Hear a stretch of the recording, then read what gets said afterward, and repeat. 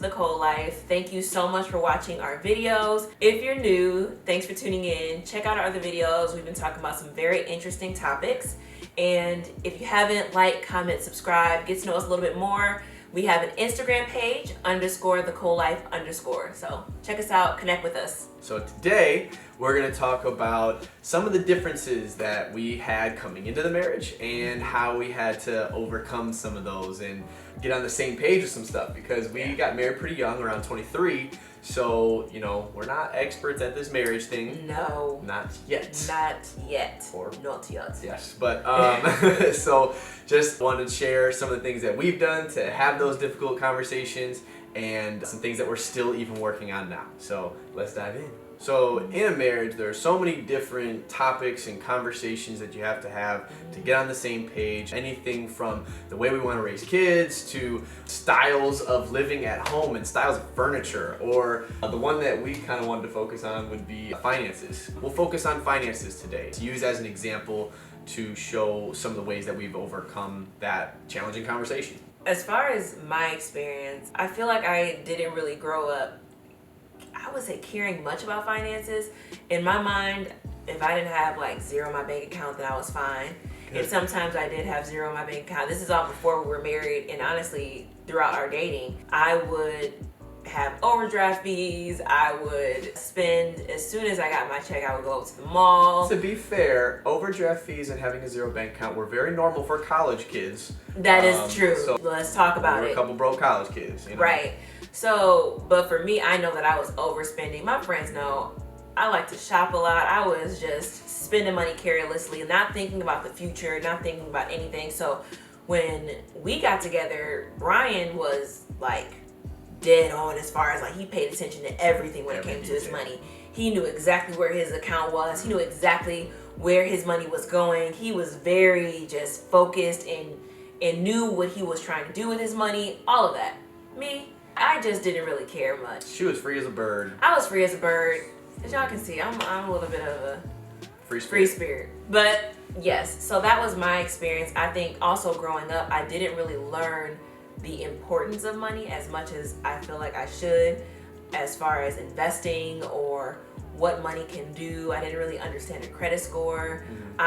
There was no knowledge of that. And I feel like I grew up in the inner city of Detroit, and I feel like inner city areas don't really teach us those things, or maybe schools in general. You guys let me know what you think of that, but I didn't really get it, and a lot of my friends didn't really understand credit, money, investing. I didn't really understand that. So putting that at going into when I'm older and now I'm in college, I still didn't really understand it. As much as I feel like we should learn that, I didn't. I think another important thing to mention is Lexi thrived in team environments. She came into the marriage in general, not just with finances, but just in general. She was a collaborative thinker. She just did very well in team environments where everyone's contributing thoughts, everyone's contributing ideas and opinions, and you're working together to accomplish something. Me, I was a solo lone wolf. Like, I'm individual. I take care of myself. He was the person that put all of the names down. Like, say you would have a science project and you had 5 people in the group, he would do the science project and put your name down. Because we gonna get this A. So putting us together, especially when it came to just differences in general, I realized that he was a very independent thinker, and I was very like, you know, let's do this as a team, let's work together, let's do this. I didn't know how to work as a team. That was a foreign concept to me. I was like, wait, we have to do 2 different opinions and bring them together and create one? Like, what? That doesn't make sense. He's like, I got it. I can just do it. I can just do it for us.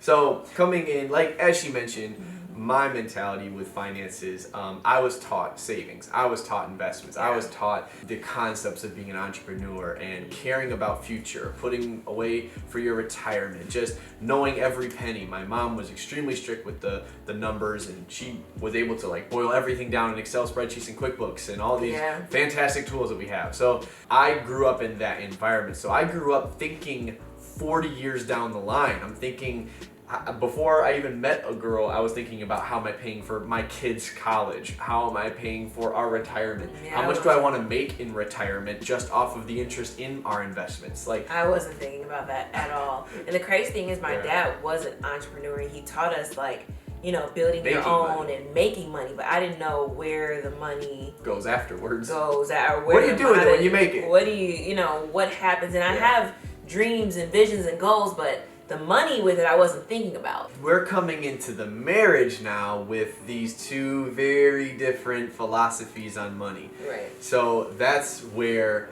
we began to, you know, have conversations. So we actually started having those conversations beforehand, and we kind of started to form into having a plan because Brian knew my life, and in my thinking, I was like, okay, we're gonna figure out a balance.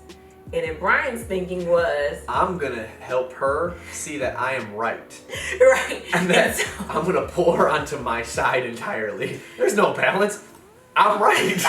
Which is never a good mindset to go into marriage with. No. And in my mind, I was thinking, I knew that I had a lot of problems when it came to money and I needed to change. So I already started working on those things before we got together. But I was nowhere near where I am now or where I should have been. So coming into the marriage with different mentalities, we've had the conversation, but now there's a difference between boyfriend, girlfriend having the conversation about money. Yes, fiance and fiance. And now you are two people who became one. Right. One spirit. We are a team, and we're living together. See, we believe that you have one bank account. It's a shared bank account. You have all access. I have all access. There's no separation of her money, my money. That's our philosophy. Everybody's different. Yeah. So that's our way of thinking. But that caused a lot of friction. A lot of friction in our conversations, and that's where we had to start developing skills of communication because there was a lot of points of frustration. I was frustrated because I'm used to, hey, I'm able to save X amount of money every single month and put it here and put it there. And I know how to control my spending and be disciplined. But what happens when she goes out and starts shopping and doesn't tell me or just does something on a whim? You know, and for you that was the mindset you were in at that point. And I didn't know how to handle that because I'm like, I felt like I didn't have any control over our money anymore. She was a different type of spender than I was. She was a type of spender that would spend $20 here, $15 here, $10 here, and not think she was spending a lot, but it all adds up to a good portion. I'm the type of spender where I won't spend more than $10 a week on anything, but then all of a sudden I'll just get a notion that I want to buy something for $3,000. So I'm like, I'm the type of spender that I buy big, but I buy not as often. So which is both like, which is at the end of the day about the same issue. Yeah. So when we would have these conversations, I had to learn how to control my frustration and my irritation because I wasn't even focused at that point on really trying to understand her mindset. I wasn't trying to understand your perspective, why you did it, or even that you were trying to be better. See, all I was thinking about was my money is going out the window and I can't control it. And that's a whole thing within itself of realizing small accomplishments. Yes. Because if you don't realize the small accomplishments, then you're going to see the one thing that they did wrong and like, oh my gosh, I can't believe you did it again. We began trying different methods. We would try a bunch of different ideas of how to be better at budgeting, how to better control our money, how to get on the same page, what type of budgeting would allow her to feel like she can still spend a little bit here and there, but also control and be disciplined. So we tried a bunch of different things, but I guess, you know, I needed to grow and develop in the way that we communicated to notice the progression, notice that you were getting better at budgeting and better at spending and controlling that. And then also, it was difficult for me not to feel like this is never gonna, you know, be where we want to be. Right. And like just give up and just say, forget it. We can't get it under control. There was a lot of moments where I felt like that, or you may have felt frustrated with me because, you know, I would be upset every time, you know, something would happen. And the crazy thing is one thing that our bishop talked about when we were doing premarital counseling was always figuring out a third option. And that helped us a ton. I feel when you have differences, you have to learn how to be creative This is your marriage. This is your relationship. You have to figure out what works for you. Take some pieces from other people. Maybe take some pieces from an article or a website or just a reference, and use what works for both of you guys and come out and figure out a solution.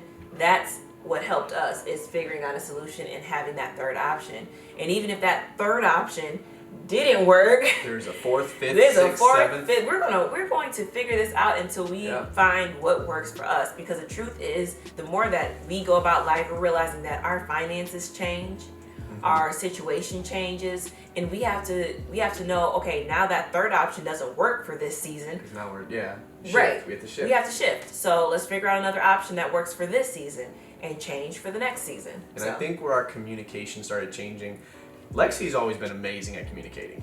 This woman is a social worker, counselor, therapist. Like, that is not true. like, she digs into my soul every week and finds new things that I didn't know were there. But she's amazing at communication. She's amazing at caring about people's emotions and knowing how to navigate those emotions in a calm, cool, collected way. I was not. I had to learn the art of communicating my ideas and my thoughts in a calm way. I had to learn how to address issues in a calm manner. And I think the biggest thing was that began to shift our conversation was when I started to show her that I believe she can do it. And I think that was huge. When I started to show confidence in her, and I would tell her, babe, I know you can do this. I trust you. I believe you. I know we're going to get it together. And I started speaking positivity instead of speaking negatively out of frustration. The positivity encouraged her even more to want to be better and to want to change and to get better in those areas. And acknowledging those small accomplishments. The accomplishments. Yeah, that was huge. And I think it was also making sure that I looked inwards and making sure there was a couple times where we've had some hypocritical conversations because she would look at me like, well, let's look at your budget. What'd you spend lately? What'd you spend? And I had to make sure that, I didn't go out and do some shopping every now and then. And on my side, I had to actually make sure that I was trying because I cared about the marriage. I cared about us. And also, I had to change my whole mindset of finances to the point where our finances is not just about us. We are trying to have a kingdom mindset of whatever we can use to help the kingdom of God in any type of way. We want to be able to do that. Right. We don't want to feel like we can't do that. And not to say you can't do that in other ways outside of finances, but we believe that what God has called us to do, we want to help other people in a financial way. So that's for us. And not to say that we don't help in other ways, but that's what we feel. And now that I have that mindset, and I kind of had that mindset even in the beginning, but to actually put it into fruition, that helped me a ton, is to know the reason why. Why am I doing this? I'm doing this, yes, for my marriage because I want to be a balance. I want to help, but also from a kingdom mindset, I want to help in that way too. All that to say, we've overcome some challenges in that area, but we're in a much better place together. I think now we're really working as a team when it comes to this topic, learning how to communicate, and again, shifting with each other instead of opposed to each other. Right now, we actually are trying something new. We are doing the Dave Ramsey program to learn some better tools with budgeting and managing finances. Now, we don't agree with all of his philosophies and principles, but we're picking out the things that are really going to help us. Especially when it comes to budgeting, I think that's a great tool. Awesome. It's been great for us so far. We just started a couple of weeks ago, but somebody actually mentioned Dave Ramsey to us in the comments. I'm not sure who it was, but yes, we have been actually following Dave Ramsey as far as the budget is concerned. I'm growing a lot in the way that I see money. I feel like in general, like I don't even shop as much since I've been married to you. Yeah, you've changed a lot. I don't even shop as much.